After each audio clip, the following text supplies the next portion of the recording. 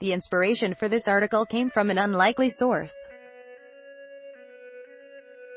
I had chanced upon an episode of Fifth Gear in which Jason Plato was doing a track test comparing an Audi and a Kia Sports Saloon, in which he commented that the Kia was let down by its toys. That's a word we coined back in the late 1990s during my time on the McLaren test team for embedded control software, and now, toys is a ubiquitous word in motorsport.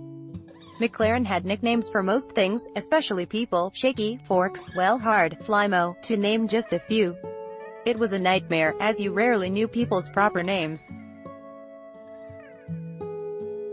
In fact, someone added a search engine to Midas, McLaren integrated data analysis software, so you could search for people by their nickname simply to be able to send them an email. Looking back at this time, it was a fantastic era until, sadly, toys were banned for the 2008 season with the introduction of the single AQ. For a few seasons prior to this, we had the ability to write embedded code within McLaren Racing rather than place code feature requests with McLaren Electronics, so we could turn ideas into code very quickly.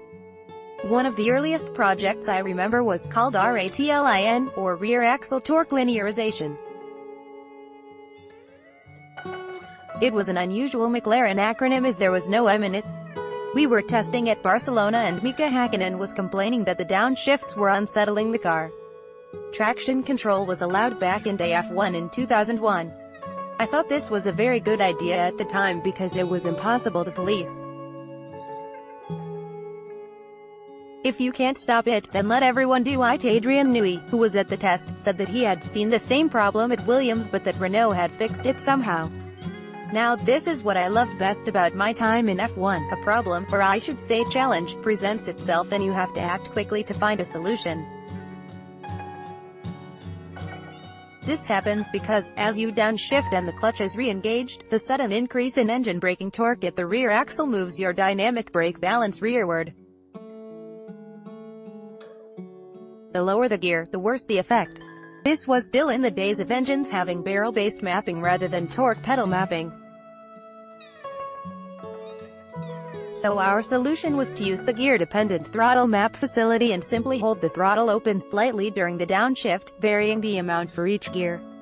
That evening, we wrote a simple spreadsheet so we could visualize by how much we were smoothing the downshift engine braking and to provide the necessary parameters for the AQ engine code. Next morning we tested it to great success. Interestingly, not every driver would run the same engine braking map. Some liked to feel a small increase in engine braking so they knew the downshift had happened, but in the wet everyone loved it. Traction control was allowed back in F1 in 2001. I thought this was a very good idea at the time because it was impossible to police. If you can't stop it, then let everyone do it. Eventually the single AQ solved this problem and, in it returned to basics. Traction control was again banned in 2008. I found this quite odd as every medium and high-performance road car has it. In fact, you can't turn it off, not completely. There is always some level of support to save you if and when you run out of talent. In my opinion, road cars having a variable slip target would be the ideal. Being at the limit and safe is enjoyable, whereas not knowing where the limit is until you've lost it is plain dangerous. The drift control on the McLaren 720S is a good example of how this can be done. So there we were, at Silverstone South Circuit to test our first attempt at traction control. For some reason, it wasn't an immediate success.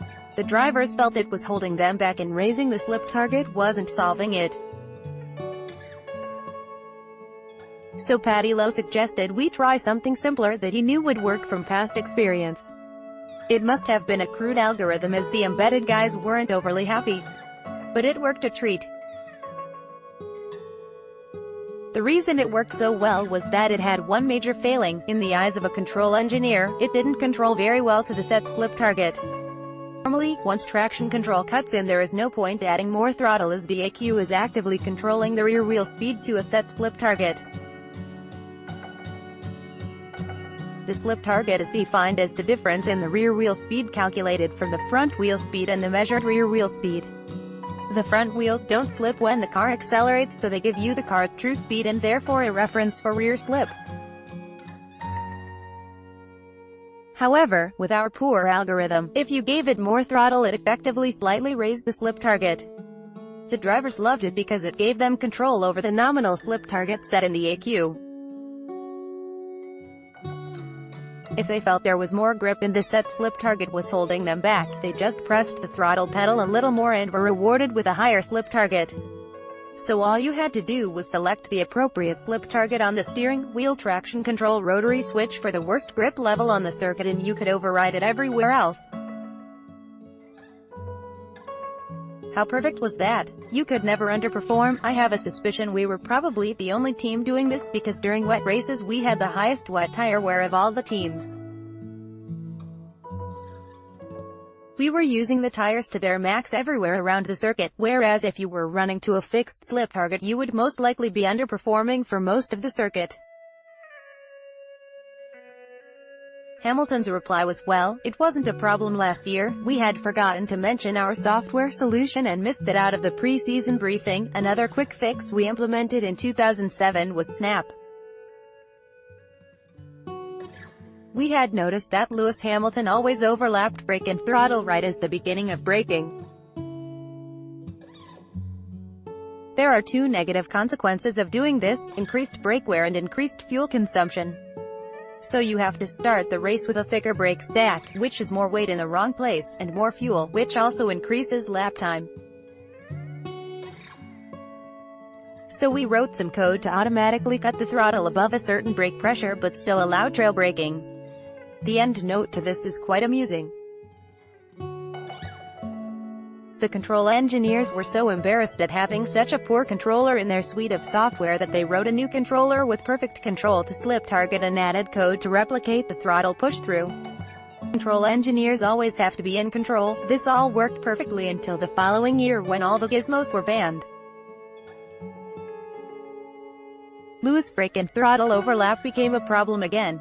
When reminded about this, Lewis' reply was, well, it wasn't a problem last year, we had forgotten to mention our software solution and missed it out of the pre-season briefing. These are only 3 examples of the myriad of code we generated during that free coding period. These days, clever software is reserved for power unit energy management, and that is super sophisticated stuff. But it does make me stop and wonder if it's not time to introduce more toys freedom in other areas for 2021. After all, it's not expensive and more people understand it now. There will always be a hardcore of people who believe the driver should drive alone and unaided. I'm not sure why, so we might make a mistake, really. Since the toys were seriously restricted at the end of 2007, has the racing got any closer, or passing without DRS increased? If we examine the lap time difference between the cars and that between teammates, we quickly conclude that the car is worth about 85% of the package performance, leaving the driver to provide the remaining 15%, and that's being generous. It's all in the engineering. Now we have a control tire. Technical checks throughout the weekend where car and driver weight are carefully policed, so we are down to engine, fuel and aerodynamics as performance differentiators. And, as power units asymptote in their performance, aerodynamics will dominate again, in spite of being time and runs limited.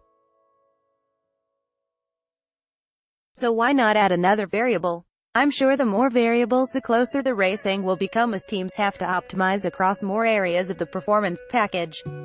Let's take a more recent example, that of exhaust blowing. This used exhaust gas energy to increase downforce, particularly at the rear. The key was getting it to work on engine overrun, on corner entry, and was achieved by holding the throttles open and controlling engine torque on spark cut and ignition retard. This is why they sounded so awful on corner entry. With blowing, cars became very stable on corner entry, and traction was pretty amazing too. This was the cheapest gain in downforce ever seen, and it was a significant gain, probably amounting to a season's worth of traditional development.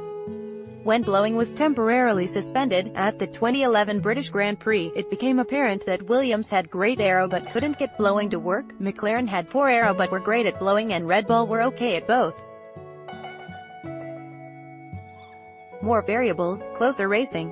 I rest my case.